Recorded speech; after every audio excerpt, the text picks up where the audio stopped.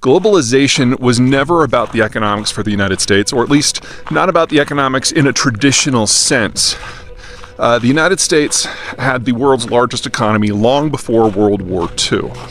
And with the war, we found all of our potential rivals, cooperation nations, friends, allies, enemies, everybody put together had an economy that was about the same size as the United States. And economic growth was hard to come by. Economic security was impossible. And a big part of what led to that was competition over resources, over lands, over security, basically all of the things that have colored human history since the beginning. So, the Americans came to the conclusion that when they were facing down Stalin in the middle of Europe, that there was no way that Americans would be able to economically, politically support the kind of conflict where the Soviets were right there and we were an ocean away. Especially when we'd be fighting on the territory of countries that had been absolutely devastated. So the solution was to bribe everybody, to use our navy to patrol the global oceans so that any one of our allies could go anywhere at any time and interact with any other player, access any material, and especially access the American market, which was really the only one of size to survive the war. The catch was you had to let the Americans write your security policies. And so never forget that from the very beginning, the very concept of globalization for the United States, it was never about economics or trade. It was about security. We pay you to be on our side. And that worked. And after 45 years, the Cold War ended because the Soviet system could not compete, because the Americans not only held the security upper hand, but had created this alliance of economies that were massively larger. Because by the time we got to the 1980s, Korea, which had been the world's 5th poorest country in per capita terms, actually surpassed that of the Soviet Union. So there was just no long-term competition to be had. Now, that was 35 years ago. And since then, the world has changed. We've entered into a hyperglobalization era where any number of other players have come into the global system and participated under the rules the US set up. And this means it's not just the West and it's not just the Asian protectorates, but it's Southeast Asia. It's Brazil, it's India, it's Russia itself, and of course China. We're no longer in a world where the US economy is as large as everybody else put together. Based on how you do the math, the rest of the world combined is 3 or 4 times the size of the United States. So doing an indirect economic subsidization, as the US had for 45 years, became less and less tenable over the next 30. And we're now in an environment where some of these countries, China for the most part, are so overextended and so dependent on globalization that the only way they can survive is as the United States increases support, not decreases. Their demographics mean they have no market. Their lack of military reach, it means they can't get energy. And their dependence on the Russians means that the country that is most likely to use economics, especially raw material supply, in order to achieve geopolitical concessions is now their single largest partner. Newsflash, that's not going to end well. Okay, so that's kind of piece one. The idea of globalization is no longer benefiting the United States because we've never viewed it the same way as everyone else. But there's a couple other reasons to think of. First, American politics. During the Cold War, we had a pretty strong bipartisan foreign policy. Remember that American foreign policy is a reflection of its domestic policy. And every generation or two, Americans go through and kind of refabricate what their parties mean. This is part of the side effect of having a first-past-the-post single-member district system, which is a fancy way of saying that you vote for a candidate who's going to represent a specific geographic area. And they have to get more votes than whoever comes in second. So the parties have a vested interest in throwing as wide of a net as possible so they can get that extra marginal vote. Well, every few decades, politics shifts because demographics change and economics change and security changes. And if you think about what we've been through in the last 35 years, the Cold War has ended, hyperglobalization has risen, hyperglobalization has fallen. The baby boomers were in their prime, the baby boomers are now retiring. We've had the information revolution, we've had social media. Of course we're going to handle our politics different.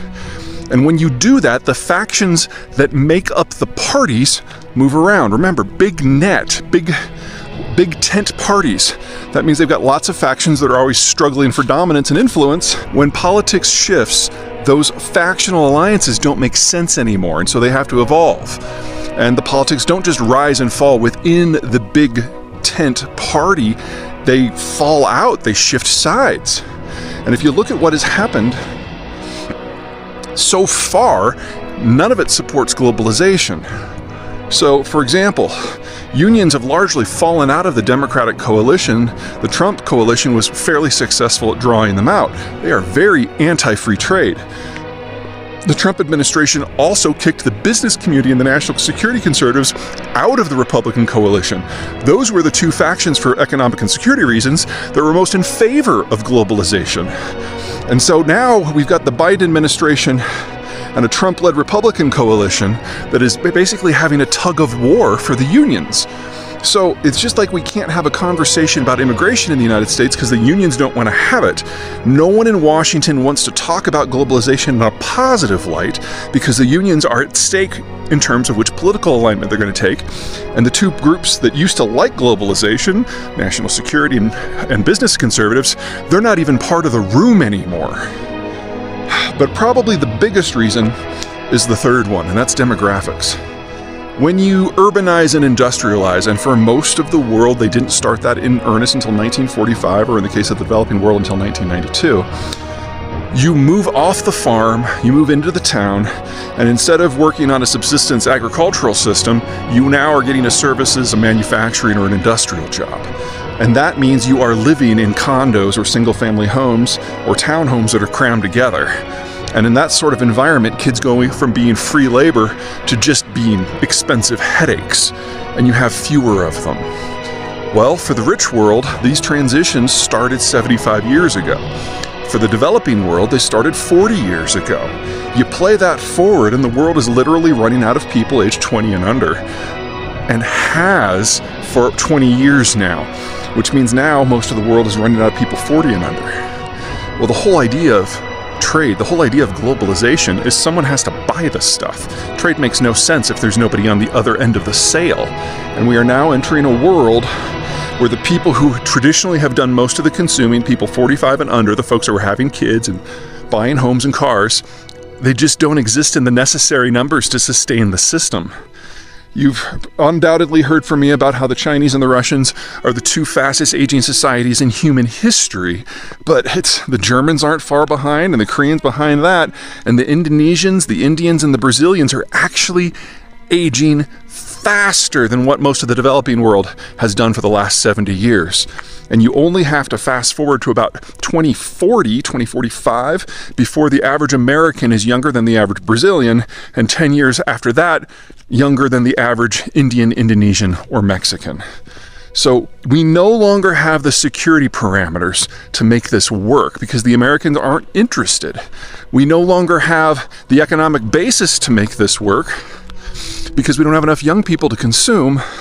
And the Americans are taking a political moment for themselves that's going to last a few more years in order to digest whatever's going to happen with the unions. And that, howdy neighbor, and that is more than enough time to kill any remnants of the globalized system. What would need to happen if the United States really wanted to get back in this game is some sort of security scare that scares us more than the rest of the world, where we feel we need to pay for a new alliance. The Ukraine war is not that. If you look at what the Biden administration has done, all the deals that are on the table are on security. There's not a single guns for butter trade. In fact, every single trade war, every single tariff that the Trump administration put into place, the Biden administration has doubled and tripled down on, except for one. There has been a deal over aerospace with the Europeans, but that's it. If anything, the Biden administration is far more anti-globalization than the Trump administration was, or at a minimum, it's actually putting into long-term policy.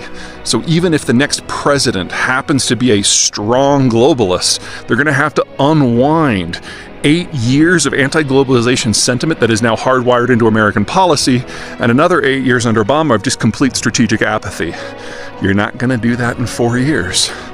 So we are talking best case scenario. If you want to be involved in a globalized system, another 6 years before the Americans might belly up back to the table. By then, China will be gone. Until next time.